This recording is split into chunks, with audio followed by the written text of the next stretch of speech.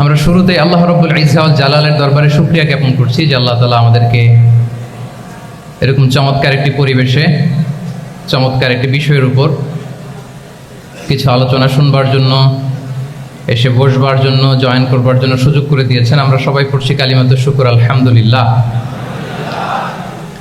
আল্লাহর দরবারে শুকরিয়া জ্ঞাপনের পাশাপাশি আমি আজকের এই হল রুমে উপস্থিত সবাইকে অন্তরের অন্তঃস্থল থেকে শুভেচ্ছা এবং মোবারকবাদ জানাতে চাই। আপনারা সেই মাগরিবের পর থেকে লম্বা একটা সময় বসে আছেন আজকের এই সেমিনারকে সার্থক করবার জন্য। আজকের এই প্রোগ্রামে উপস্থিত হবেন কিছু সময়ের মধ্যেই অত্র বিশ্ববিদ্যালয়ের সম্মানিত ভিসি মহোদয়, উপস্থিত আছেন প্রভিসি মহোদয়, বিভিন্ন faculty dean, head of the departments, Professor's, lecturers, stuffs এবং সুপ্রিয় শিক্ষার্থী বন্ধুরা, আপনাদের সবাইকে আবারও অন্তরের অন্তঃস্থল থেকে মোবারকবাদ জানিয়ে আমার সংক্ষিপ্ত আলোচনা আমরা শুরু করছি। আপনারা একটি টপিকের কথা শুনেছেন, যে টপিকের আলোকে কিছু কথা আমরা শেয়ার করবার চেষ্টা করব। আমরা স্যারদের মুখ থেকে শুনছিলাম যে এত চমৎকার পরিবেশে কোনো ইসলামিক সেমিনার বা কনফারেন্স এটা আগে হয়নি। আলহামদুলিল্লাহ, জুলাই আপরাইজিংয়ের পরে আল্লাহ তাআলা খুব সহজ করে দিয়েছেন, আমাদের জন্য প্রশস্ত করে দিয়েছেন। আপনারা জেনে থাকবেন যে আমি নিজেও প্রায় 5 বছর দেশের বাইরে ছিলাম। মালয়েশিয়াতে থেকে থেকে ভাবতাম যে দেশে কি আমি 29 সালে ঢুকতে পারবো না 41 সালে ঢুকতে পারবো। তো আল্লাহ তাআলার প্ল্যান যে ভিন্ন সেটা তো আমাদের জানা ছিল না। খুত্তাতুল্লাহি আ'যামু মিন খুত্তাতিনা, আমাদের প্ল্যানের চেয়ে আল্লাহর প্ল্যান অনেক বড়। আমরা এতটুকু দেখি, কিন্তু আল্লাহ হয়তো আরো অনেক দূর আমাদের জন্য প্রশস্ত করে রেখেছেন, আলহামদুলিল্লাহ। তো এই 5 আগস্টের গণ অভ্যুত্থান বা বিপ্লব পরবর্তী বাংলাদেশের এই চমৎকার পরিবেশে আমরা যে একত্রিত হতে পেরেছি, সুন্দর সুন্দর কনফারেন্স সেমিনারের মধ্য দিয়ে আমরা আমাদের আইডিয়াগুলো শেয়ার করতে পারছি, এটা আমাদের জন্য অনেক বড় নিয়ামা, আল্লাহর পক্ষ থেকে রাহমা। তো আমরা যেন এটাকে পজিটিভলি কাজে লাগাই এবং এই যে ইসলামের বিউটি, এটা যেন আমরা আমাদের ভাই বোনদের কাছে তুলে ধরতে পারি। আপনারা নিশ্চয় জানেন যে অনেকে ইসলামের বিরোধিতা করে, ইসলামকে অপছন্দ করে এজন্য না, ইসলামের ব্যাপারে তার ইনডেপথ নলেজ না থাকার কারণে। এখানে আমাদেরও দায় কম না, আমাদের প্রপার প্রেজেন্টেশনের অভাবে আমরা সুন্দরভাবে ইসলামকে তাদের কাছে হয়তো উপস্থাপন করতে পারিনি, ফলে তারা ইসলামের বিরোধিতা করে। তো আমাদের প্রাইম ডিউটি হচ্ছে আমরা নিজেরা ইসলামকে অনুশীলন করব এবং ইসলামের সৌন্দর্যকে, দ্য বিউটি অফ ইসলামকে আমরা অন্যের সামনে তুলে ধরব। এটা হচ্ছে আমাদের দায়িত্ব। আপনারা খুব চমৎকার সেমিনারের একটা টপিক নির্ধারণ করেছেন যে আধুনিক যুগে ইসলামিক লাইফস্টাইল। শুরুতে আমি ইসলামিক লাইফস্টাইল বলতে আসলে কি বোঝায় এই আইডিয়াটাকে, কনসেপ্টটাকে ক্লিয়ার করে আমি আমার মূল আলোচনায় যাব ইনশাআল্লাহ বিইজনিল্লাহ। এই ফ্যানটা একটু কমাতে হবে, ফ্যানের বাতাসটা সামান্য একটু কমাই দিলে হবে। খুব সহজে যদি বলি, ইসলামিক লাইফস্টাইল হচ্ছে যে লাইফস্টাইল কোরআন সুন্নাহ থেকে উৎসারিত এবং যে লাইফস্টাইল হচ্ছে এন্ডোর্সড বাই ইসলাম, যে লাইফস্টাইল আমাদের প্রিয় নবী মুহাম্মদুর রাসূলুল্লাহ সাল্লাল্লাহু আলাইহি ওয়া আলিহি ওয়াসাল্লাম তিনি নিজে লিড করে দেখিয়েছেন আমাদেরকে, এটাই হচ্ছে ইসলামিক লাইফস্টাইল। আই রিপিট, যে লাইফস্টাইল কোরআন সুন্নাহ থেকে উৎসারিত, যেই লাইফস্টাইলকে ইসলাম এন্ডোর্সড করে এবং যে লাইফস্টাইল আল্লাহ রাসূল সাল্লাল্লাহু আলাইহি ওয়া আলিহি ওয়াসাল্লাম আমাদেরকে তিনি লিড করে দেখিয়েছেন, এটা একটা কমপ্লিট প্যাকেজ, একটা হোলিস্টিক প্রজেক্ট। এখানে কাটছাট করার সুযোগ নেই, মানে পিক এন্ড চুজ করার সুযোগ নেই। আমার পুরো জীবনটাকেই ইসলামে অনুশাসন দিয়ে যদি আমরা পরিচালিত করি, ইসলামের ছাঁচে যদি সাজাই, সেটা হবে ইসলামিক লাইফস্টাইল। এখানে পিক এন্ড চুজের কোনো সুযোগ নাই। মানে মুসলিম হইলে পার্ট টাইম মুসলিম হওয়া যায় না, ফুল টাইম মুসলিম হইতে হয়। মানে জীবনের প্রতিটা অঙ্গনে ইসলামকে আমাদের প্র্যাকটিস করতে হবে, কারণ আমরা জানি ইসলাম মানে হচ্ছে complete submission to the order of Allah, to the wish of আল্লাহ।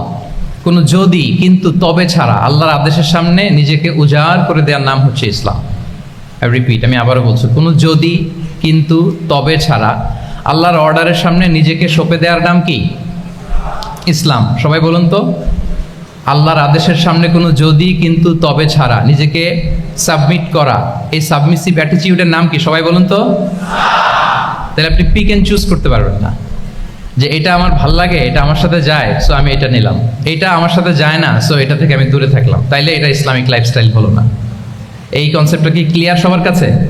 এটা একটা total package, it's a total project, it's a holistic programme.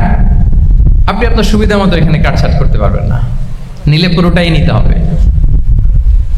তো আমরা অনেকে আবার কাটছাট করি নিজের মন মতো, তাদেরকে উদ্দেশ্য করে আল্লাহ তাআলা বলছেন আফাতুমিনুনা বিবা'দিল কিতাবি ওয়া তাকফুরুনা বিবা'দ, তোমরা কি আল্লাহর কিতাবের কিছু অংশ মানো আর কিছু অংশ তোমরা অস্বীকার করো, এটা তোমাদের পলিসি?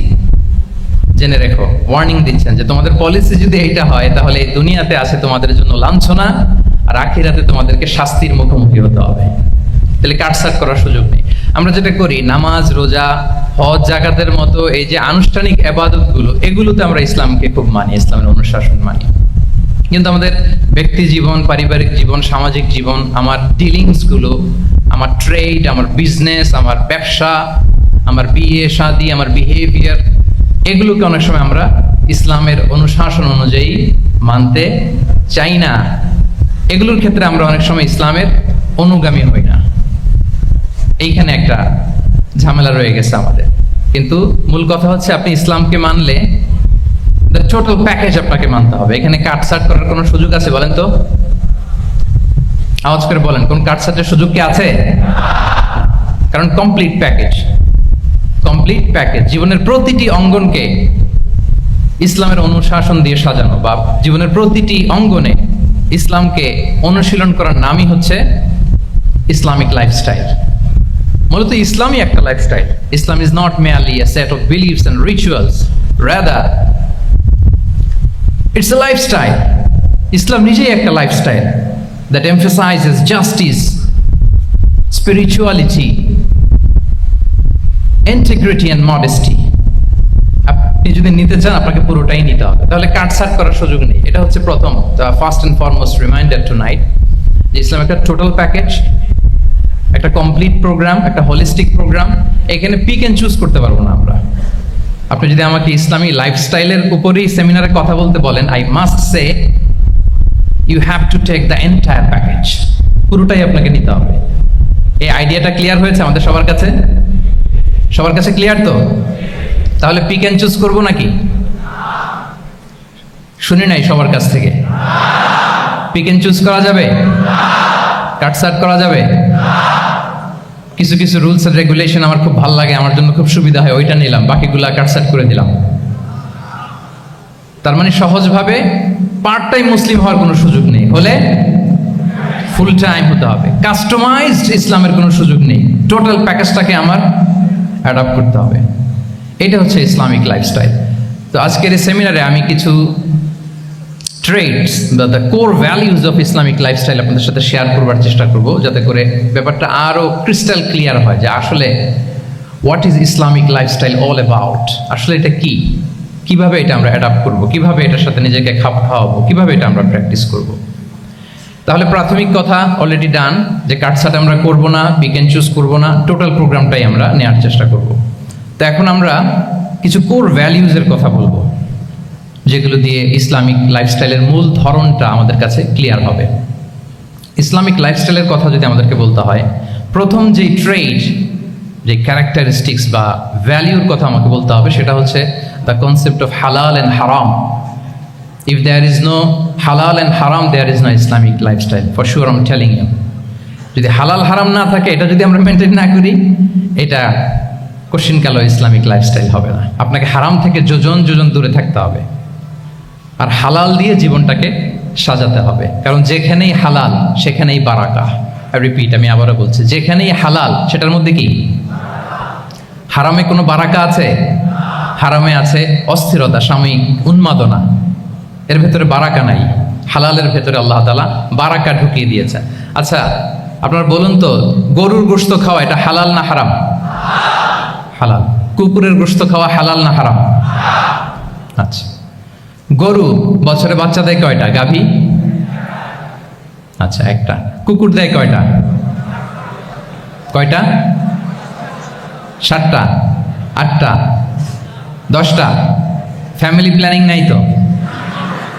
দেদারসে দিচ্ছে।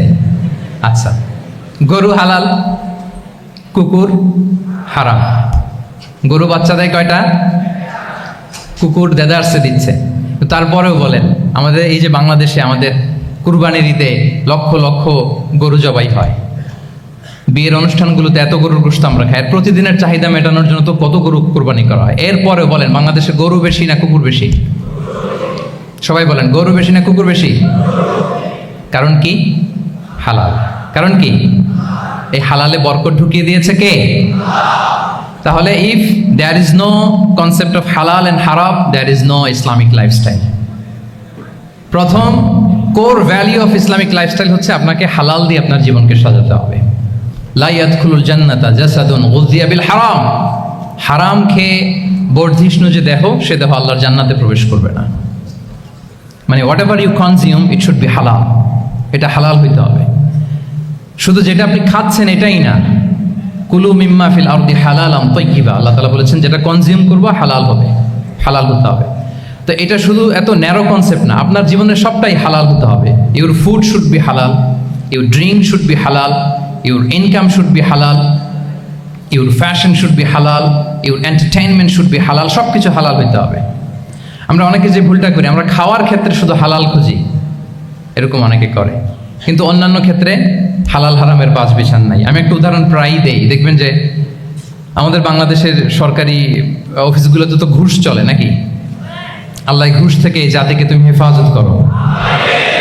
আচ্ছা, দেখবেন যে আমাদের বিভিন্ন সরকারি অফিসগুলোর মুসলিম কর্মকর্তারা, তারা ওয়াইন খায় না। আমি দেখেছি, থাইল্যান্ডে গিয়েছে, চায়না গিয়েছে অফিসের কাজে, ওখানে হালাল রেস্টুরেন্টগুলো খোঁজে, কারণ মুসলিম, তার হালাল খাইতে হবে। তো সে ওয়াইন খায় না, পর্ক খায় না, কারণ ইসলামে এটা হারাম।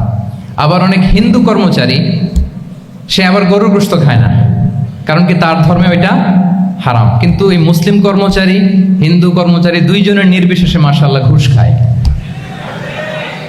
এরকম হয় না? দেখেন, মুসলিম ওয়াইন খায় না, পর্ক খায় না, তার ধর্মে হারাম। আমার হিন্দু ভাই গরুর গোশ খায় না, এটা তার ধর্মে হারাম। কিন্তু ঘুষ আবার দুই ধর্মে হালাল নাকি? হ্যাঁ, হালাল। তার মানে ওই যে pick and choose, you got the point, right? Pick and choose করেছে যে আমার ধর্মের এই এই নিয়ম আমি মানব, কারণ এটা আমার জন্য খুব ফ্লেক্সিবল, এটা খুব ভালো লাগে। কিন্তু যেটা কঠিন হয়ে যাচ্ছে, যেটা তার বিরুদ্ধে দাঁড়াচ্ছে, ওইটা সে মানে না। তাহলে পিক এন্ড চুজ করার কোনো সুযোগ। আমরা আমাদের গোটা জীবনকে হালাল দিয়ে সাজাইতে হবে, তাহলে your lifestyle will be Islamic lifestyle. এই কথাটা কি বুঝতে পেরেছেন? তাহলে ইউর ফুড শুড বি হালাল, ইউর ড্রিঙ্ক শুড বি হালাল, ইউর ফ্যাশন শুড বি হালাল, ইউর ইনকাম শুড বি হালাল, ইউর এন্টারটেনমেন্ট শুড বি হালাল, even your relationship should be হালাল। ব্যাপার কি? এটার এত আওয়াজ বেড়ে গেল।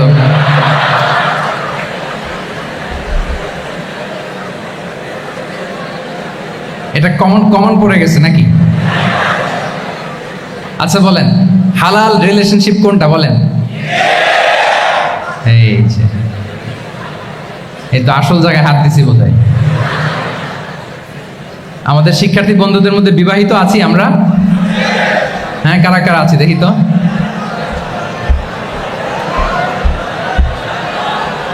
দেখি দেখি, মাশাআল্লাহ মাশাআল্লাহ, ঠিক আছে ঠিক আছে। আমাদের বোনরা উপরে আছেন, মাশাআল্লাহ, অনেকে হাত তুলেছেন, আলহামদুলিল্লাহ। এই তো আমাদের যারা হাত তুলছেন তাদের জন্য একটা তাকবীর দেই আমরা, আল্লাহু আকবার। এই যে আপনারাই বলেছেন, আমার কোনো লিগ্যাল অপিনিয়ন দেওয়ার প্রয়োজন হচ্ছে না, যে হালাল রিলেশনশিপ হচ্ছে বিয়ে। তাহলে বিয়ের বাইরে যদি আমার কোনো রিলেশনশিপ থাকে, হালাল না হারাম? ফতোয়া দিচ্ছে কে? আমি? আপনারাই দিচ্ছেন। বলেন, বিবাহ পরবর্তী কোনো যদি এক্সট্রা ম্যারিটাল রিলেশনশিপ থাকে, এটা ইসলামে হালাল না হারাম? তাইলে pre marriage relationship, after marriage relationship, এটা শরীয়তে হারাম। তো এই হারাম যদি আমি এই হারামের সাথে যদি নিজেকে জুড়ে দেই, তাহলে আমার লাইফস্টাইল এটা ইসলামিক লাইফস্টাইল হতে পারে না। আমরা বিয়ের মতো পবিত্র বন্ধনের মধ্য দিয়ে আমরা আমাদের দাম্পত্য জীবনকে উপভোগ করব। আল্লাহ তৌফিক দান করুন। এই যে অনেকে হাত তুলে ফেলছে মার্শাল, তার মানে সেকেন্ড ইয়ারে আছে, ফার্স্ট ইয়ারে আছে, থার্ড ইয়ারে আছে, আলহামদুলিল্লাহ হালাল রিলেশনশিপে তারা গিয়েছে, মাশাআল্লাহ। তাহলে হালাল এন্ড হারামের ব্যাপারে যদি আমরা বলি, আমাদের পুরো জীবনের প্রতিটি অঙ্গন আমরা হালাল দিয়ে সাজাবো, কি বলেন? পারা যাবে তো ইনশাআল্লাহ? হারামের সাথে আমাদের কোনো সম্পর্ক আছে?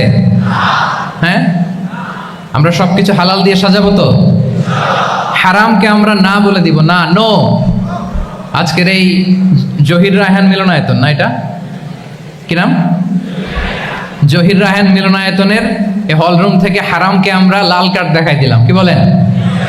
হারামকে আমরা নো বলবো, আওয়াজ করে বলুন নো। ওকে, নো টু হারাম। তাহলে the concept of halal and হারাম আশা করি আমাদের কাছে ক্লিয়ার।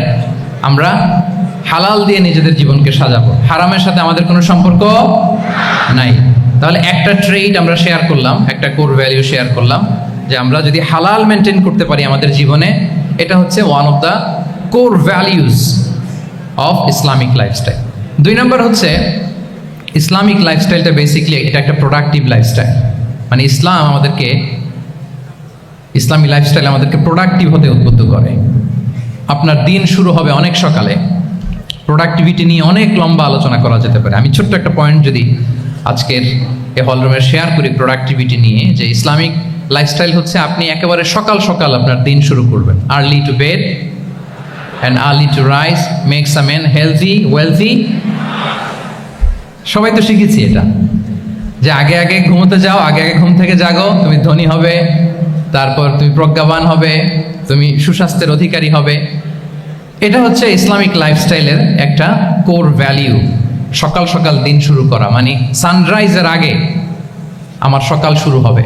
কাজী নজরুলের যে কবিতা, সূর্যি মামা জাগার আগে উঠবো আমি জেগে, পড়েছি আমরা সবাই, কিন্তু হয়তো মানা হয় না।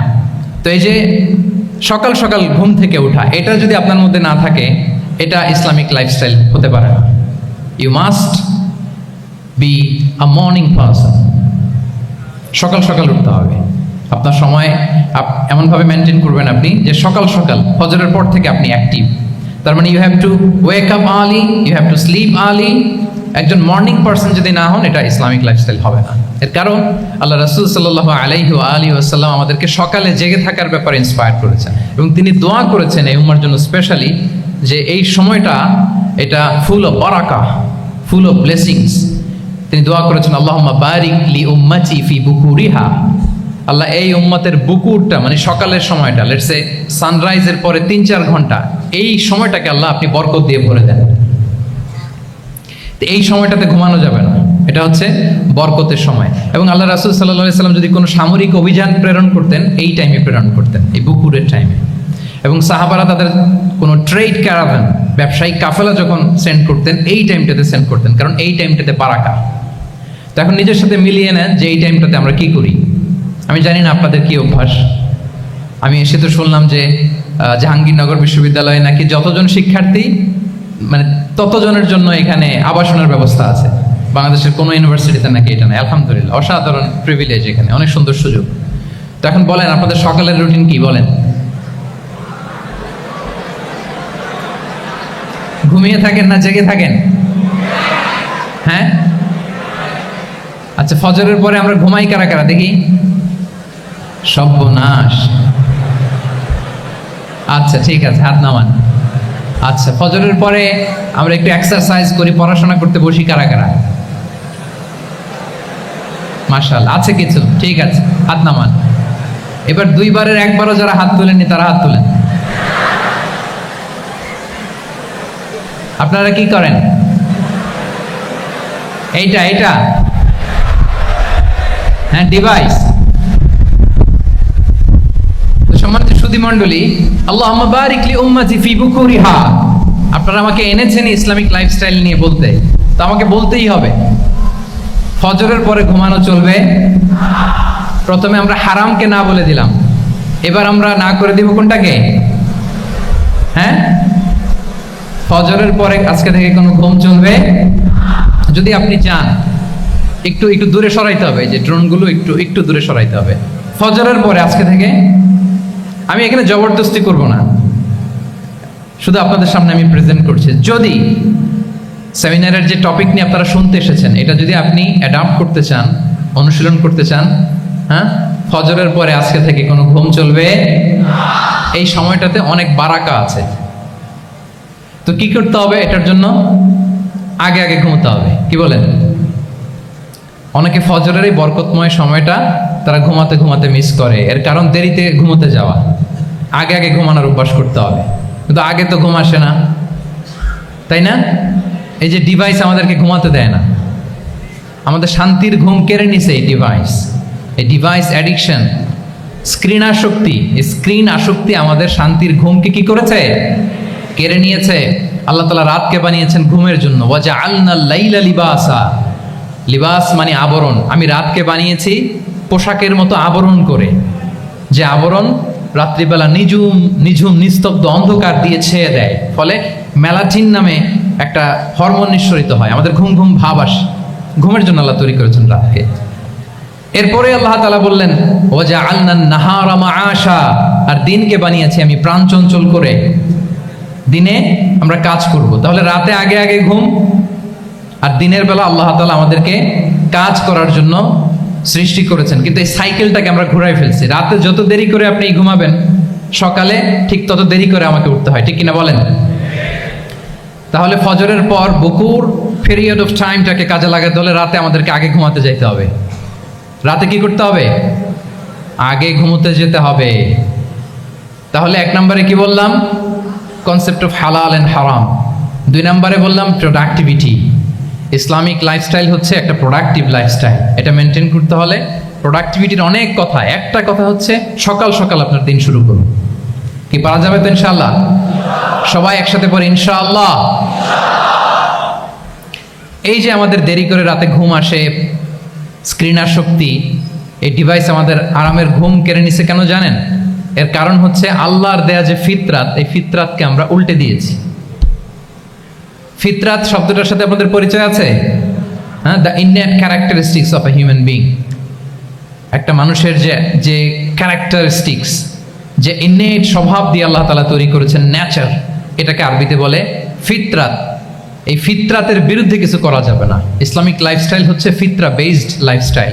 ফিতরাতাল্লাহিল্লাতী ফাতারান নাস আলাইহা লা তাবদীলা লিখালকিল্লাহ। আল্লাহর প্রকৃতির অনুসরণ করো, যে প্রকৃতি দিয়ে তিনি মানুষকে সৃষ্টি করেছেন। আর আল্লাহর সৃষ্টি কাঠামোর মধ্যে কোনো পরিবর্তন, কোনো বিকৃতি নেই। সুবহানাল্লাহ বিহামদি। তা আমরা এই ফিতরাতকে চেঞ্জ করে দেওয়ার কারণে এই ঝামেলা। আমরা সবাই এই ফিতরাতের উপর জন্মেছি। কুল্লু মাউলুদিন ইউলাদু আলাল ফিতরা ফাআবাওয়াহু ইউহাউবিদানি আও ইউনাসসিরানি আও ইউমাজ্জিসানি। প্রতিটি নিউ বর্ন বেবি তারা ফিতরাতের উপর জন্মায়, মানে নবজাতক সন্তান ইসলামের উপর জন্মায়। কিন্তু বাবা মা তাকে হয় ইহুদি বানায়, নাসারা বানায়, বা অগ্নি উপাসক বানায়। তাহলে এই যে ফিতরাত, আল্লাহর দেয়া ফিতরাতকে যখন আমরা চেঞ্জ করেছি, আমাদের জীবন থেকে বারাকা উঠে গিয়েছে।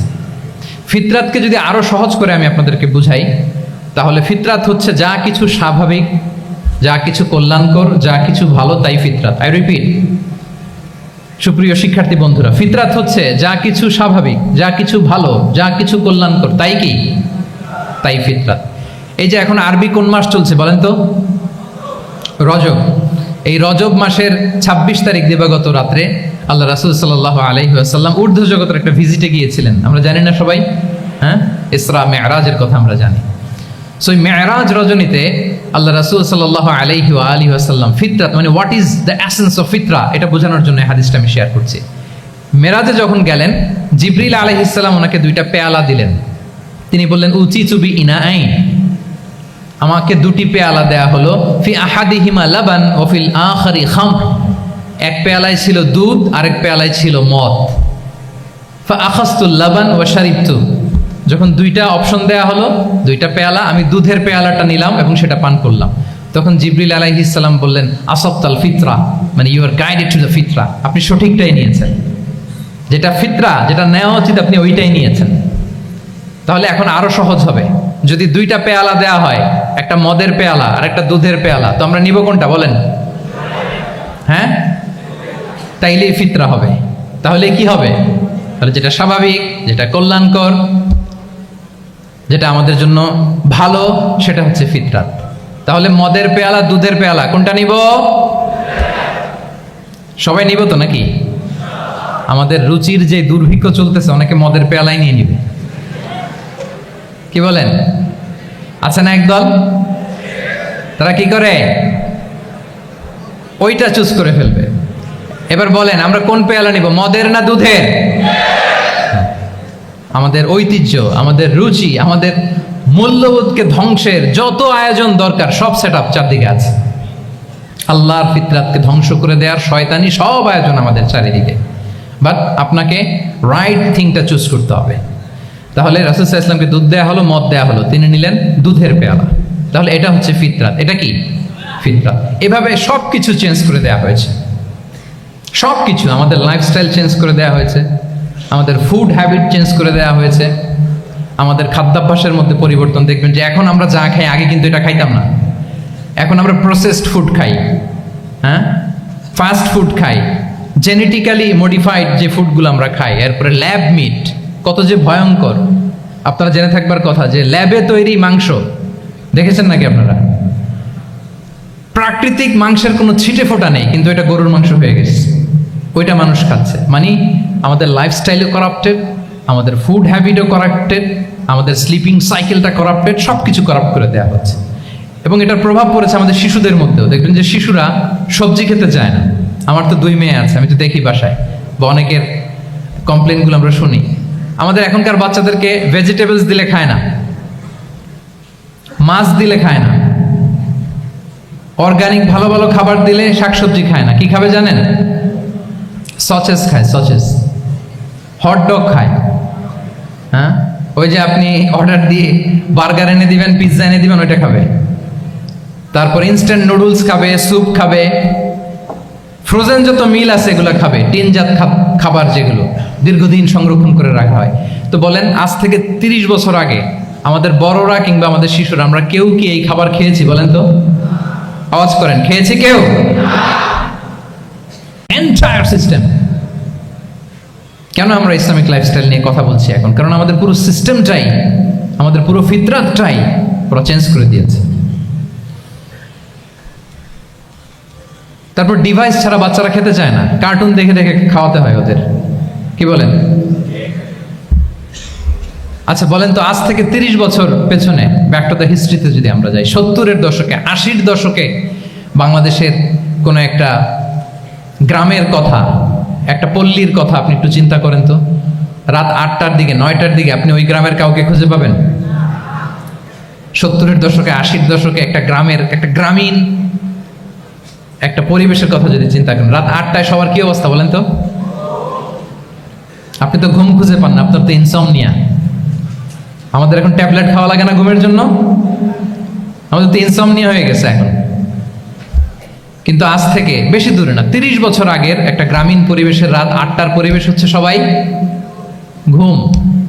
আমরা তারও 2 বা 3 ঘন্টা পরে ডিনার করব, কিন্তু ওনাদের মাগরিবের আগে বা পরে ডিনার করে ফেলছে। এশার নামাজ পড়েই কি 1-2 জন না, পুরো গ্রাম জামাতে ঘুম। পুরো গ্রাম জামাতের সাথে ঘুম। তো যে লোকটা 8টার দিকে ঘুমালো, উঠবে কখন বলেন? রাত 3টার পর ওর ঘুম আসবে? আর হ্যাঁ, ঘুমেরও তো একটা লজ্জা শরমের ব্যাপার আছে। আর কত থাকবে এখানে? কি বলেন? আপনি তো ঘুমাতে যান রাত 2টায়। আর আজ থেকে 30 বছর আগে আমার বাংলাদেশের একটা গ্রামীণ পরিবেশে রাত 8টার দিকে সবাই ঘুম। আমরা এখন যেই টাইমটাতে ঘুমোতে যাই, ওই সময় ওনাদের অর্ধেক ঘুম শেষ। ফজরের নামাজ পড়ে আমাদের বাপ চাচারা কি করতো? হ্যাঁ, একটু ব্যাক টু দ্য হিস্ট্রিতে তাকান না।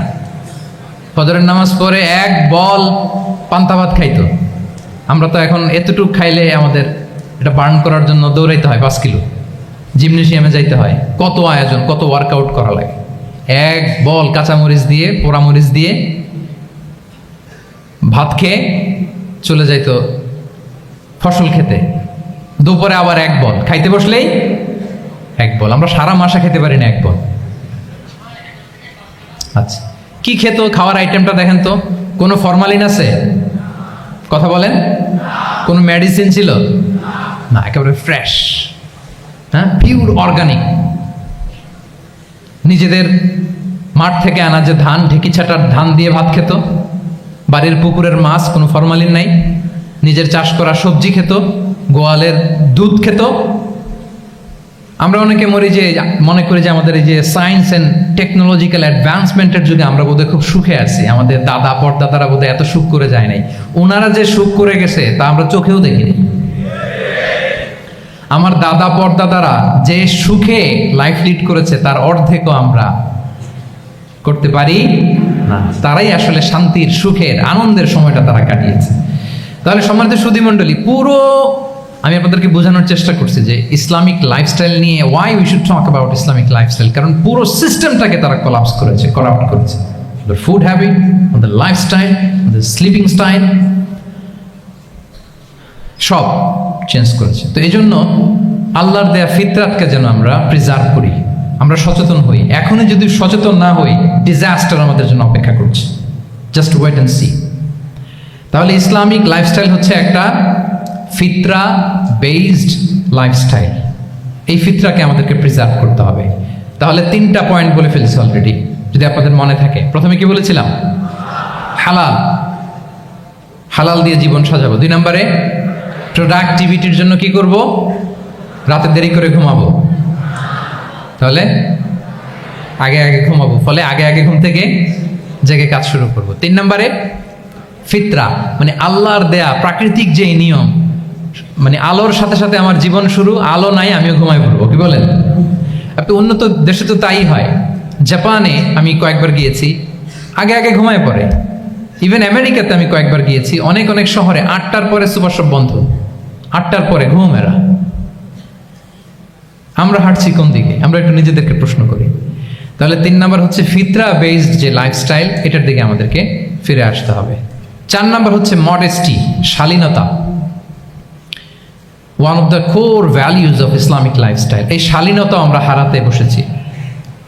মডেস্টি বললে অনেকে শুধু কাপড় চোপড় নিয়ে চিন্তা করে যে ছোট কাপড়, বড় কাপড়। Modesty is not about only clothing, but also your behaviour, your dealing, your overall character. শুধু আপনি মডেস্টি, শালীনতা বললে কাপড় চোপড় নিয়ে চিন্তা করবেন না।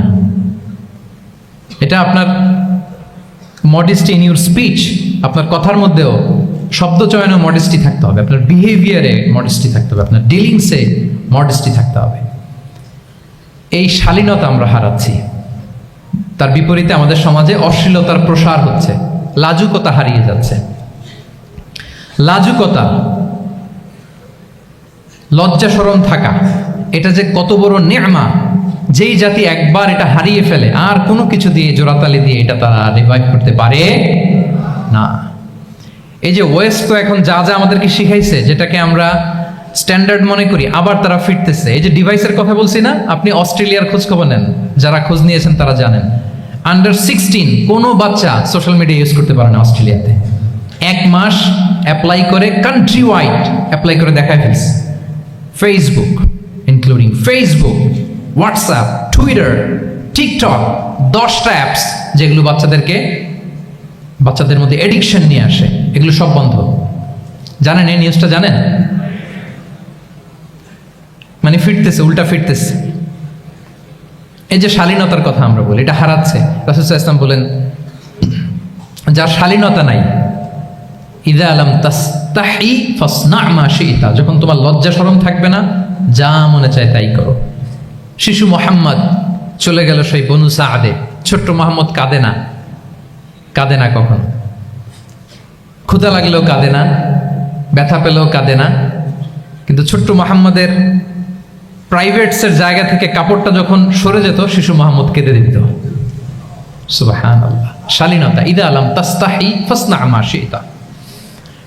রাসূল সাল্লাল্লাহু আলাইহি ওয়াসাল্লাম বলেছেন, যদি তোমার লজ্জা শরম না থাকে, লজ্জা শরমের মাথা যদি তুমি খাও, তুমি সব করতে পারবা, তোমাকে দিয়ে সব সম্ভব। তাহলে এই শালীনতা, এটা অনেক বড় নেয়ামা। সম্মানিত বন্ধুরা, আজকে দিনকে দিন আমাদের সমাজ থেকে শালীনতা হারিয়ে যাচ্ছে, লাজুকতা হারিয়ে যাচ্ছে, নারী পুরুষ উভয় দিক থেকে। বিশেষ করে আমাদের বোনদেরকে টার্গেট করা হয়েছে, নারীদেরকে, আমাদের বোনদেরকে, তাদেরকে প্ররোচিত করা হচ্ছে, তাদের সামনে আইডিয়া হাজির করা হচ্ছে যে নারী যত বেশি নগ্ন হতে পারে সে তত বড় সাহসী নারী। বলেন, আমাদের সমাজে পত্রপত্রিকা আপনারা দেখেন না এটা? যে নারী নিজেকে যত এক্সপোজ করবে সে তত বড় কি সাহসী নারী, এই তকমা তাকে দেয়া হচ্ছে। এটা টোটাল কমপ্লিট শয়তানের একটা মিশন। শয়তানের প্রথম মিশন হচ্ছে বনি আদমকে বিবস্ত্র করা। কি করা? আল্লাহ তাআলা আদম আলাইহিস সালাম, হাওয়া আলাইহিস সালামকে বলেছিলেন যে নিষিদ্ধ গাছ যেও না, খেও না। শয়তানের প্ররোচনায় খেয়ে ফেলেছিলেন, সাথে সাথে জান্নাতের পোশাক খুলে পড়েছে। তার মানে শয়তানের প্রথম মিশন হচ্ছে মানুষকে কি করা? নগ্ন করা। মানুষকে কি করা? নগ্ন করা। তাহলে আমাদের বোনদেরকে এমন ভাবে তাদের সামনে উপস্থাপন করা হচ্ছে, প্ররোচিত করা হচ্ছে এবং বলা হচ্ছে নগ্নতার পথে যে বেশি হাঁটে সে নাকি তত সাহসী নারী। নাউযুবিল্লাহি মিন যালিক। তাহলে এই যে মানব জাতিকে বস্ত্রহীন করা, এটা শয়তানের একটা মিশন। তার বিপরীতে ইসলাম নারীকে সম্মান দিয়েছে, সম্মান করেছে। যে ঘরে প্রথমে কন্যা জন্মায়, খায়রুকুম মান বুখিরা বিল উনসা, সে ঘরটাকে আল্লাহ তাআলা বরকতময় করে দেয়। 2 সন্তান তো 2 জান্নাতের দরজা ওপেন। 2 কন্যা সন্তান, 3 কন্যা সন্তান তো 3টা জান্নাতের দরজা ওপেন। সুবহানাল্লাহ। স্ত্রী হয়ে যখন ঘরে যাবে, যে ব্যক্তি তার স্ত্রীর কাছে সেরা, পরিবারের কাছে সেরা, সে সবার কাছে সেরা, সে আল্লাহর কাছে সেরা। সুবহানাল্লাহ। এবং কোনো মা যদি সন্তান জন্ম দিতে যে মারা যায়, কিয়ামতের দিন আল্লাহ তাআলা ওই মাকে শহীদদের কাতারে দাঁড় করাবেন। আর যদি সেফলি সন্তান ভূমিষ্ঠ হয়, আল্লাহ বলে মায়ের পায়ের নিচে ওই সন্তানের বেহেশত। সুবহানাল্লাহ। কিভাবে নারীর স্ট্যাটাস, মর্যাদাকে ইসলাম বাড়িয়েছে। এবং এই যে ইসলাম যে নারীকে যে ভিআইপি হিসেবে কনসিডার করে, হ্যাঁ, ইসলামের দেয়া নারীর ড্রেস কোড নিয়ে আমাদের অনেকের কত কথা, কত ক্রিটিক। এটা কেন করে? কারণ Islam consider women as a queen. ইসলাম তো নারীকে রানী হিসেবে কনসিডার করে। কি হিসেবে বলেন? আচ্ছা বলেন, যে কুইন হবে, যে রানী হবে, তার একটা স্পেশাল ড্রেস কোড থাকবে না? তার একটা স্পেশাল প্রোটোকল থাকবে না? রানীর সাথে কি যা মনে চায় তা করা যায়, দেখা করা যায়, তার কাছে যাওয়া যায়? আল্লাহু আকবার। কারণ ইসলাম চায় নারীদের জন্য পৃথিবীটা নিরাপদ হোক। ইসলাম চায় নিজ গৃহে বা কর্মক্ষেত্রে নারীরা নিরাপদ থাক। ইসলামের যত ভ্যালিউজ আছে, যত রুলস এন্ড রেগুলেশন আছে, এটা আমাদের ভালোর জন্য, মানব জাতির কল্যাণের জন্য। তাহলে এই অশ্লীলতা থেকে আমাদের যোজন যোজন দূরে থাকতে হবে। If you talk about Islamic lifestyle, আমাদেরকে শালীনতা, মডেস্টি ফিরিয়ে আনতে হবে। You have to maintain modesty. আমি যদি আরো ডিপে যাই, দেখেন এই যে প্রত্যেকের হাতে এক একটা করে পর্ন হাব হয়ে গেছে এখন, হয়েছে না? পর্নোগ্রাফির সয়লাভ, বিকৃত যৌনাচারের সয়লাভ। এখন নতুন নামে, নতুন মোড়কে, LGBTQ নামে আমাদের সমাজে নানা মোড়কে আমাদের সামনে উপস্থাপন করা হচ্ছে। শুনেছেন না এগুলো? আপনারা নাম শুনেছেন? এই যে ট্রান্সজেন্ডারিজম, নাম শুনছেন না? নিজের দেহ কাটাকাটি করে দিব্যি পুরুষ, 4 সন্তানের বাবা, এখন হঠাৎ করে বলে যে আমি মনে মনে নারী, তো সোসাইটি যেন আমাকে নারী স্বীকৃতি দেয়। বায়োলজিক্যালি দিব্যি নারী, 3 সন্তানের মা, এখন বলে যে এখন আমি মনে মনে ভাবতেছি পুরুষ, তো আমাকে পুরুষ হিসেবে তুমি কনসিডার করো। আল্লাহর দেয়া ফিতরাত, এই যে বলছে উল্টায় ফেলতেছে, এই ফিতরাতকে ধ্বংস করার সবচেয়ে জঘন্যতম এই নতুন যেটা বাজারজাত করা হচ্ছে যে আইডিওলজি, এটা হচ্ছে ট্রান্সজেন্ডারিজম। অধিকারের মোড়কে, তাও আসতেছে কিভাবে? কিসের মোড়কে বলেন তো? রাইটসের কথা বলে, যেটা একটা রাইটস। এজন্য সম্মানিত সুধীমণ্ডলী, শালীনতার কোনো বিকল্প নেই। If you want to take care of yourself, if you want to take care of your family, your society, you have to maintain modesty. কোনো বিকল্প নেই, সাবধান হইতে হবে আমাদেরকে। তাহলে 4 নম্বরে কি? শালীনতা, মডেস্টি। শালীনতা হচ্ছে ইসলামিক লাইফস্টাইলের ভূষণ। এখন পরিকল্পিতভাবে এই শালীনতার কবর রচনা করা হচ্ছে আমাদের সমাজে। আপনারা কি রাগ করতেছেন? কথা ক্লিয়ারলি বুঝতে পারতেছেন? আমি যদি রয়ে শয়ে কথা বলি তো বুঝতে পারবেন আপনারা? ক্লিয়ারলি মেসেজগুলো আমি আপনাদের সামনে পৌঁছে দিচ্ছি। তাহলে কয়টা গেল? 4টা। হালাল, প্রোডাক্টিভিটি, প্রিজার্ভিং ফিতরা এন্ড ফাইনালি মডেস্টি। 4টা কাভার। 5 নম্বরে হচ্ছে ইসলামিক লাইফস্টাইল যদি আমরা মেনটেন করি, we must have to be optimistic, hopeful, আশাবাদী হইতে হবে। মুমিনের ডিকশনারিতে হতাশা নেই, আমরা হতাশ হই না, আমরা নিরাশ হই না, আমরা ভরসা রাখি এক মহান সত্তার উপর। আওয়াজ করে বলুন, তিনি কে? শয়তানের মিশন হচ্ছে আমাদেরকে হতাশ বানানো। আমি স্টেজে ওঠার আগে সম্মানিত স্যার বলতেছিলেন যে আপনি একটু আশাবাদী করবেন আমাদের নারী শিক্ষার্থীদের ব্যাপারে, আমাদের ছেলে শিক্ষার্থীদের কয়েকটা ইস্যু স্যার বললেন যে কিছু ফ্রাস্ট্রেশন তাদের মধ্যে কাজ করে। আজকে আপনাদের ডিকশনারি থেকে ফ্রাস্ট্রেশনকে একেবারে অমিট করে দিয়ে যাব। বলেন, বিশ্বাসীদের ডিকশনারিতে হতাশা বলে কোনো শব্দ আছে? ফ্রাস্ট্রেশন আছে? কারণ শয়তানের মিশন হচ্ছে আমাদেরকে হতাশ বানানো। কি বানানো? শয়তান আমাদেরকে আশাবাদী করতে চায় না, সে চায় আমরা যেন হতাশ হই। আমি ভুল করেছি, পাপ করেছি, অন্যায় করেছি, তো শয়তান সেই পাপের সাগরে আমাকে হাবুডুবু খাওয়াতে চায়, বলে আর অনেক ভুল হয়ে গেছে, অনেক দূর তুই চলে এসেছিস, আর আল্লাহ তোকে ক্ষমা করবে না, থাক এখানেই থাক, করতে থাক। এরকম শয়তান টেম্পটেশন দেয়, প্রভোকেশন করে। কিন্তু শয়তান জানে না যে আল্লাহর রহমতের দরিয়া কত বড়। শয়তানের মিশন হচ্ছে আমাদেরকে হতাশ বানানো, আর আল্লাহর বাণী আমাদের হৃদয়ে আশা জাগায়, আশাবাদী করে তোলে। আল্লাহর এই কিতাবের, কোরআনের প্রতিটি আয়াতে পরতে পরতে পাবেন আপনি মোটিভেশন, ইন্সপিরেশন। আল্লাহু আকবার। লা তাহজান ইন্নাল্লাহ মা'ানা। মনকে তুমি বুঝিয়ে বলো আল্লাহ আছেন আমার সাথে। জাহাঙ্গীরনগর বিশ্ববিদ্যালয়ের আমার সুপ্রিয় শিক্ষার্থী বন্ধুরা, এই বাক্যটি নিজের জীবনের জন্য, নিজের জীবনের সাথে সেট করে নেন। মনকে তুমি বুঝিয়ে বলো আল্লাহ আছেন আমার সাথে। বিপদে আপদে, আমাদের লাইফে আপস এন্ড ডাউনস থাকে, সব মুহূর্তে আমরা এই কথাটা খেয়াল করব যে কেউ যদি আমাকে হেল্প করার জন্য নাও থাকে, এক মহান সত্তা আছে। তিনি কে? আল্লাহ রাসূল সাল্লাল্লাহু আলাইহি ওয়াসাল্লাম আবু বকর রাদিয়াল্লাহু তাআলা আনহু গারে সাউরে হিজরতের রাতে লুকিয়ে আছেন। কুরাইশরা খুঁজতেছে, আবু বকর রাদিয়াল্লাহু তাআলা আনহু তটস্থ, না জানি ধরা পড়ে যায়। তিনি বলছেন, কুরাইশরা আমাদের এত পাশ দিয়ে যাচ্ছে, একটু মাথা নিচু করলে দেখে ফেলবে আমাদের। রাসূল সাল্লাল্লাহু আলাইহি ওয়াসাল্লাম বললেন যে ভয় পেও না। আবু বকর, তুমি কি ভেবেছো আমরা এখানে গুহাতে দুইজন? না না, এই গুহায় আমরা দুজন নই, আমাদের সাথে একজন মহান সত্তা আছে। তিনি কে? আমরা তিনজন এখানে। লা তাহজান ইন্নাল্লাহ মা'ানা। ভয় পেও না, হতাশ হয়ো না, নিশ্চয় আল্লাহ আমাদের সাথে আছেন। আল্লাহ তাআলা সরাসরি কথাটাকে কোরআনে কোট করেছেন যে লা তাহজান ইন্নাল্লাহ মা'ানা। তাহলে সুপ্রিয় বন্ধুরা, এই বাক্যটা আমাদের খেয়াল রাখতে হবে যাদের মধ্যে ফ্রাস্ট্রেশন কাজ করে, যে মনকে তুমি বুঝিয়ে বলো কে আছেন আমার সাথে? আল্লাহ আছেন আমার সাথে। এরকম কোরআনের পরতে পরতে অনেক আয়াত পাবেন। লা তাইয়াসু মির রাউহিল্লাহ ইন্নাহু লা ইয়াইয়াসু মির রাউহিল্লাহি ইল্লাল কওমুল কাফিরুন। আল্লাহর রহম থেকে নিরাশ হয়ো না।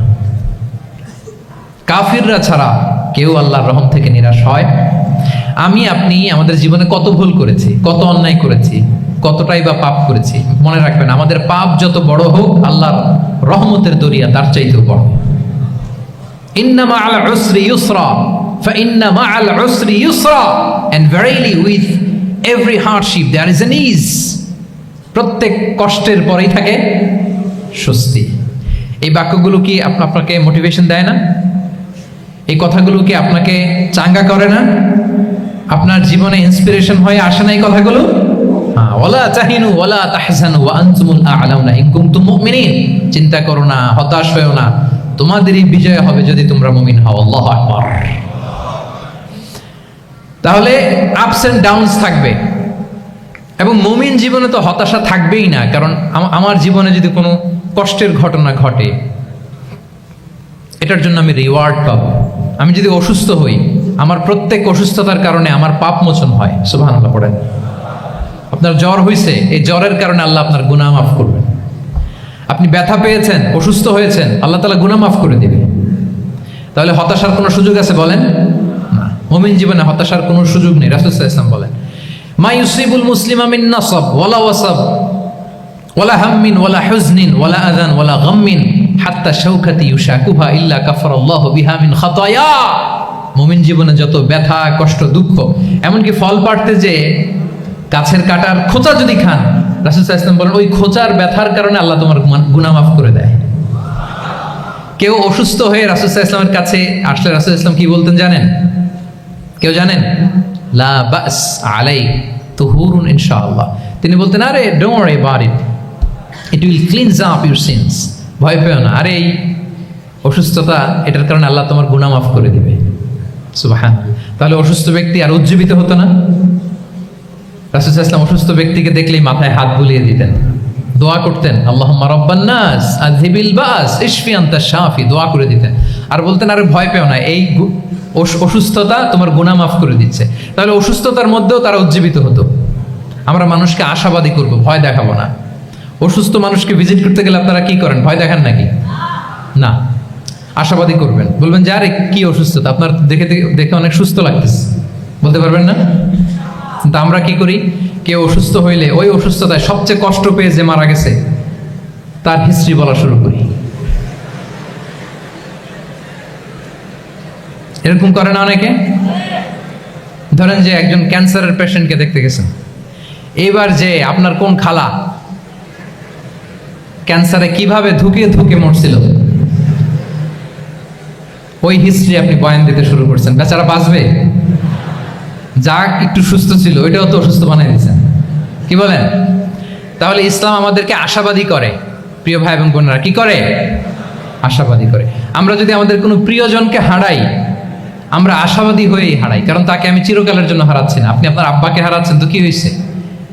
বাপ হারায় তো কাঁদবে নাস্তিক, কি বলেন? নাস্তিকদের তো মরার পরে নাকি আর কিছু নাই। হ্যাঁ, দেখবেন আপনাদের সামনে সামনে অনেক কিছু বলে যে কিছু নাই, যা দেখি না বিশ্বাস করি না। একা একা যখন মৃত্যুর পরে কি হবে চিন্তা করে ওর দম বন্ধ হয়ে আসে। ইসলাম মানুষকে আশাবাদী করে। দেখেন আমরা কত দূর দেখি, কত দূর ভাবি। আমার দাদা মারা গেছে, এটা আমার কোনো টেনশনেরই কারণ না, কারণ আমি সবসময় ভাবি আমার দাদাকে আমি ওপারে যেয়ে পাবো, আমার আব্বাকে আমি হারিয়েছি তো ওপারে পাবো, আমার বন্ধুকে আমি হারিয়েছি, কাছের বন্ধুটা যে আমার জন্য খুব ইন্সপিরেশন ছিল। সাময়িক বিচ্ছেদ এটা আমাদের জন্য, কারণ আমরা ওই জগতে বিশ্বাস করি। আল্লাহু আকবার। তাহলে হতাশা আমাদের ডিকশনারিতে আজকে থেকে রাখা যাবে। ইসলামিক লাইফস্টাইল যদি মেনটেন করতে চান, you have to be optimistic. Clear কথাটা? আচ্ছা, এরপরে গ্রেটফুলনেস, 6 নাম্বার গ্রেটফুলনেস। আপনাকে কৃতজ্ঞ হইতে হবে, শুকরগুজার হইতে হবে। আমরা অনেকে কমপ্লেইন করি খুব বেশি, না এটা ভুল। সম্মানিত সুধীমণ্ডলী, be grateful with what you have. যা আছে এটা নিয়ে শুকরগুজার হন, আপনার জীবনটাকে আল্লাহ সুন্দর করবে। তাহলে কমপ্লেইন করবো না, আমরা শুকরগুজার হব। রাসূল সাল্লাল্লাহু আলাইহি ওয়াসাল্লাম বলেছেন, তোমার চেয়ে যে খারাপ অবস্থানে আছে তার দিকে তাকাও, যে ভালো আছে তার দিকে তাকিও না। হ্যাঁ, যে ভালো আছে তার মতো আপনি হওয়ার চেষ্টা করবেন। আপনার গোল থাকবে। I am not talking about the goals and plans. Your plan and goal should be bigger and bigger. But আপনি ও খুব ধনী, ও খুব ভালো আছে, এটা দেখে কষ্ট পাবেন না, কারণ আপনি খেয়াল করেন যে আপনার চেয়ে অনেক খারাপ অবস্থানে আছে অনেকে। ওর দিকে তাকালে দেখবেন যে আপনার আর খারাপ লাগতেছে না। শেখ সাদি রাহিমাহুল্লাহ, বিখ্যাত কবি, নাম শুনেছেন না? ওনার একবার পায়ে দেওয়ার মতো জুতা ছিল না। কি ছিল না? সবাই বলুন, কি ছিল না? জুতা। তো উনি একবার রাস্তা দিয়ে হাঁটতেছেন, হঠাৎ দেখেন এক লোকের 2টা পাই নাই। কি নাই? শুকরগুজার হলেন, চিৎকার করে বললেন আলহামদুলিল্লাহ, যে আল্লাহ অনেক ভালো আছি, আমার জুতা নাই এজন্য মন খারাপ, ওর তো পাই নাই। হ্যাঁ, এজন্য বেঁচে যে আছি এজন্যই আলহামদুলিল্লাহ। লা ইন শাকারতুম লা আযীদান্নাকুম ওয়া লা ইন কাফারতুম ইন্না আযাবি লাশাদীদ। আল্লাহ বলেন, যদি শুকরিয়া করো, শুকরগুজার হও, আমি আল্লাহ নিয়ামত বাড়িয়ে দেব। যদি নাশুকরি করো, জেনে রাখো আমার শাস্তি কঠিন। তাহলে বেঁচে যে আছি এজন্যই কি পড়া উচিত? জাহাঙ্গীরনগর বিশ্ববিদ্যালয়, আওয়াজ করেন, বেঁচে যে আছি এজন্য কি পড়বো? আপনি যে অবস্থানে থেকে খুশি না, ভাল লাগে না আপনার, যে হায় রে আমি তো লুজার, আমার কিচ্ছু নাই, আপনার এই অবস্থানে পৌঁছাটা অনেকের জন্য স্বপ্ন। মানে যেটা পেয়ে আপনি হ্যাপি না, কতটুকু হইতে পারাটা অনেকের কি স্বপ্ন। আপনাকে যদি জিজ্ঞেস করি, ভাই কি চান, কি লাগবে বলেন, কি চান? তা আপনি বলবেন যে শেখ আমি ধনী হইতে চাই, আমার একটা ব্রাইট ক্যারিয়ার চাই, আমি টাকা চাই, আমি খ্যাতি চাই, আমি ক্ষমতা চাই, এটা চাই। কত যে চাওয়ার ফিরিস্তি আমাদের। আপনি একটু একটা ক্যান্সার হসপিটালে জানতো, ক্যান্সারের 3rd স্টেজে চলে আসছে, ধুকে ধুকে লাস্ট স্টেজে চলে আসছে। আপনার তো অনেক কিছু চাই, আপনি ওকে একটু জিজ্ঞেস করেন যে ভাই আপনি কি চান? ও টাকা চায় না? ক্যান্সারের রোগী টাকা চাবে? খ্যাতি চাবে? ব্রাইট ক্যারিয়ার চায়? সে কি চায় বলেন তো একটু? সে একটু বাঁচতে চায়। যে ভাই তুমি কি চাও? বলবে আমি কিছু চাই না, একটু বাঁচতে চাই। বার্ন ইউনিটে যদি কখনো যাওয়ার সুযোগ হয়, দেখবেন যে চিৎকার করে তারা, এত কষ্ট, এই দহনের কারণে এত কষ্ট, তারা চিৎকার করতে থাকে হসপিটালকে কাঁপিয়ে। আপনি ওকে একটু জিজ্ঞেস করবেন, ভাই কি চাও? বলেন তোর চাওয়াটা কি? ও শুধু বাঁচতে চায়, কিন্তু ওই বেঁচে থাকা নিয়ে তো আমাদের কোনো ফিলিংসই নাই। আমরা যে বেঁচে আছি এটা যে শুকরগুজার হওয়ার অনেক বড় একটা কারণ, আমরা এরকম করে ভাবিই না। এজন্য সুপ্রিয় সুধী মণ্ডলী, আমরা যে বেঁচে আছি এজন্য আলহামদুলিল্লাহ। শুধু বেঁচে থাকার কারণে আমরা কি পড়বো?